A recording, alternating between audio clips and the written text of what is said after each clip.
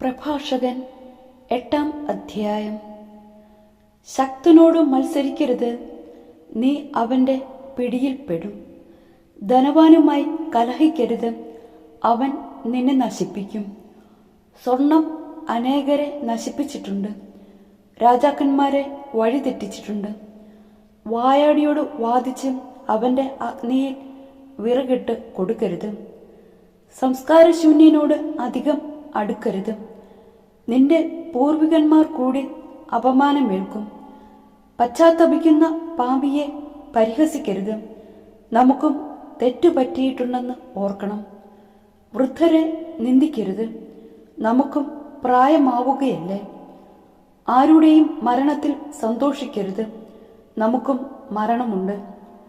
ജ്ഞാനികളുടെ മൊഴികളെ നിസ്സാരമാക്കരുത്, ആപ്തവാക്യങ്ങൾ ഹൃദിസ്ഥമാക്കുക, അവ നിന്നെ പ്രബോധിപ്പിക്കും. മഹാന്മാരെ സേവിക്കേണ്ടതെങ്ങനെയെന്ന് നീ ശീലിക്കുകയും ചെയ്യും. വൃദ്ധരുടെ ഉപദേശം ആദരിക്കുക, എന്തുകൊണ്ടെന്നാൽ അവർ തന്നെ തങ്ങളുടെ പിതാക്കന്മാരിൽ നിന്നാണ് പഠിച്ചത്. അവരിൽ നിന്ന് നിനക്ക് അറിവ് ലഭിക്കും. അവസരത്തിനൊത്ത് മറുപടി പറയാൻ നിനക്ക് കഴിയും. പാപിയുടെ കനൽ ഊതി കത്തിക്കരുത്, അതിന്റെ ജ്വാലയിൽ നീ ദഹിച്ചു പോകും.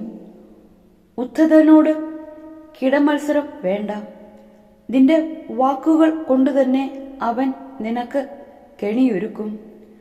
നിന്നേക്കാൾ പ്രബലന് കടം കൊടുക്കരുത്, കൊടുത്താൽ പോയത് തന്നെ.